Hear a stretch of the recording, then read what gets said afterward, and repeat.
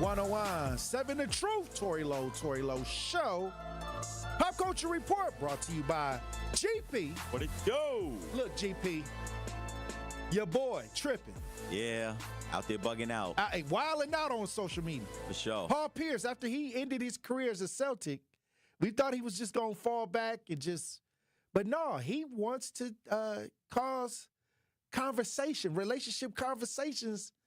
And I think he's doing a good job of getting people's attention. Right. It's a shame. Paul Pierce, affectionately known as The Truth, but he told a very big lie the other day. Again, he was on his podcast, I believe, The Truth After Dark, with his co-host. The Truth After Dark? I believe that's the name of the podcast. He just stole my podcast idea. But pretty much there's a 25-second clip that Paul Pierce is kind of going back and forth with his co-host Azar Farideh, and they're kind of talking about relationships in the space that they kind of exist in.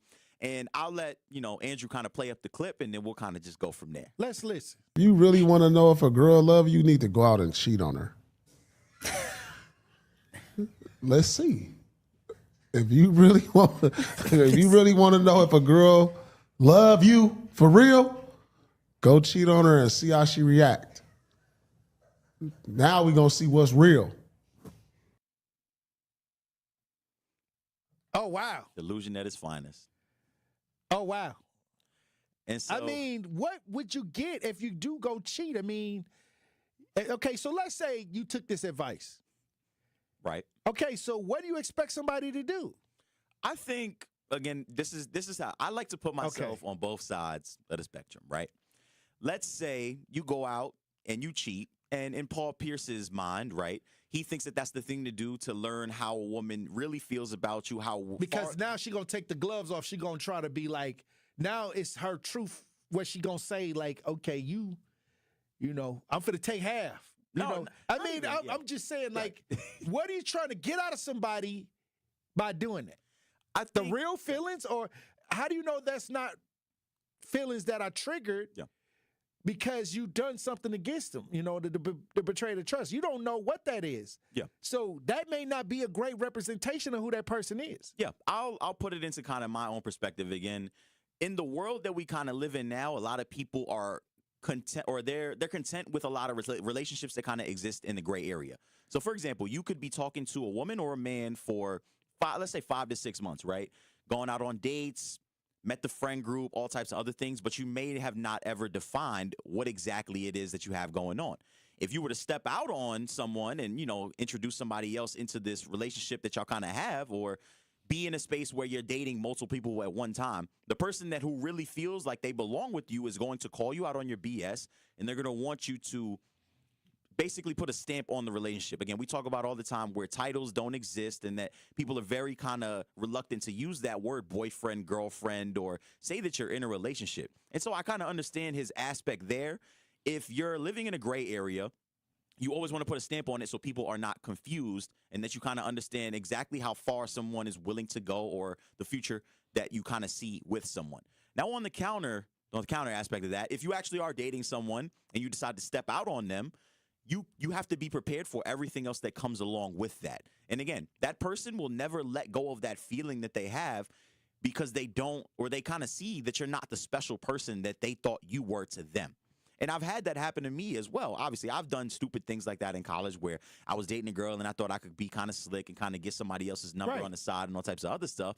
And you're never prepared for that conversation when that person is really expressing how hurt they are and how much you really mean to them, and that you would kind of defile the relationship by introducing someone else into it. You should never play on people's traumas or kind of play on people's insecurities like that. A lot of people have insecurities that revolve around, people not being willing to commit, or showing them that they truly love or admire them as much as they do them. Well, I'll say this. Is this person, so he's basically saying, okay, I'm with you. If we locked in, yeah. I'm finna go mess around, and then I'm gonna look you in the face and be like, all right, I messed around. What you finna do? Yeah. Playing on trauma. That's who is that in the chat? Nicole in the chat says, sad, a humiliation ritual disguised as love. It is. It's like okay, I'm finna strip you down to your worst possible self by doing this, and now I'm trying to see how you react. And that's the thing. Again, you're putting someone to the fire for no reason when you're not built for that fire yourself. Again, when you're in a relationship with someone, you get to know every little intricacy about them. You know where they work, you know their family history, their past relationships, and all types of other stuff like that. There's no good reason to introduce anyone else or introduce any potential problem to your relationship, because that person, you have to rebuild that trust up again. You also have to kind of put things to bed with whoever else you introduce into the situation. We see it all the time. People step out on their partners, and that trust is never the same. Well, I think that when you have money, like I guess he has basketball money. Millions, yeah. And most women are getting a bad reputation when it comes to dealing with men with money, because then they'll leave and ask for half. Mm-hmm. But, you know, that conversation goes on. But is he trying to say, okay, if you really love me, you just going to let me do whatever I want to do? Or you love me for my money? You want me to be a resource, but now I want to put you in a situation where now I get to see who you truly are. I think it's both. Again, you know what I mean? Because if you look at somebody that has millions, hopefully he didn't spend the money or waste the money, because you see that now. Well, he's getting paid to be on the podcast. Yeah, or, you know, he's making money. He's making some kind of money. Right. But you see people with millions of dollars with this kind of attitude. Like, because most women want a man with money.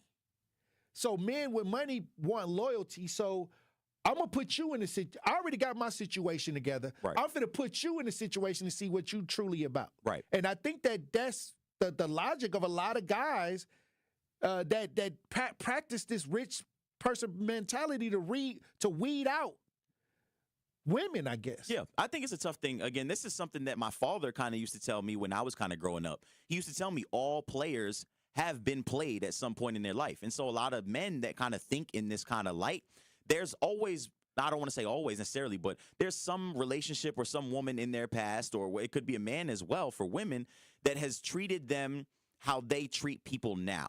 They kind of play on some of the trauma that they have had, or unresolved trauma that they might have. So for Paul Pierce, he might have had a woman that was after just his money. And so in the next relationship, he's kind of like, well, let me see exactly how this woman is going to think when I put her in this kind of circumstance, because I got to really know if she's messing with me for me, or if she's after some of the things that I can kind of provide, the things that I can do or use to upgrade her lifestyle. Obviously, I don't have Paul Pierce money, so I can't think in that kind of manner. You got to simp it out. But nah, it's not even about simping it.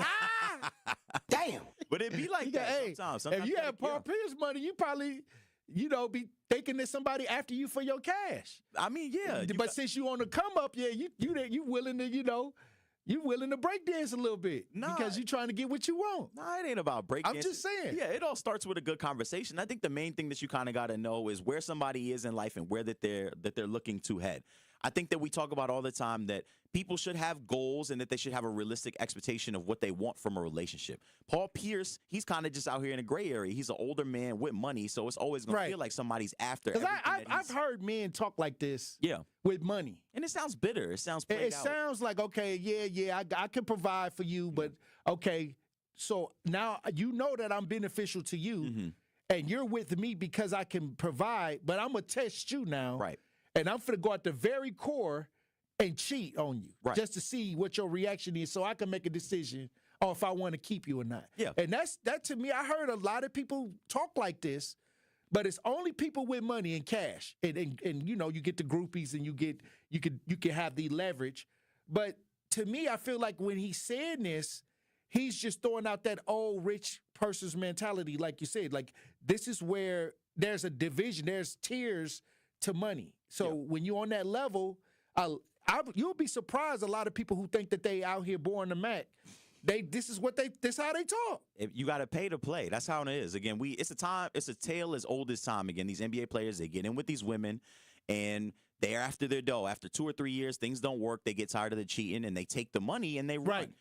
But this is advice for any average Joe out there. Again, I'm going to look straight into the camera when I say this. If you're an average Joe out there and you really don't got that money to be tricking on more than one woman at once, stay home, stay inside. Stay in your lane. Yeah, exactly. Cultivate what you need to do and learn to grow what you need to grow inside your own Don't home. take this advice. At all. Don't listen to Paul Pierce. Don't sit on a podcast couch and listen to this and kind of think that this is how you should be living. So, hey, Maurice in the chat says, shut up and dribble. Exactly. Nah, he's a retired. Plus, he looks like it was not his money. Women would not look his way. If it wasn't for his money, women wouldn't look his way. I ain't gonna comment on his looks, but Hey, you gotta do what you gotta do. well, thank you for the pop culture report. It's good to be in here. Always. Hey, it's good to have you in here. I'll be right back tomorrow. All right, that's what's up. All right.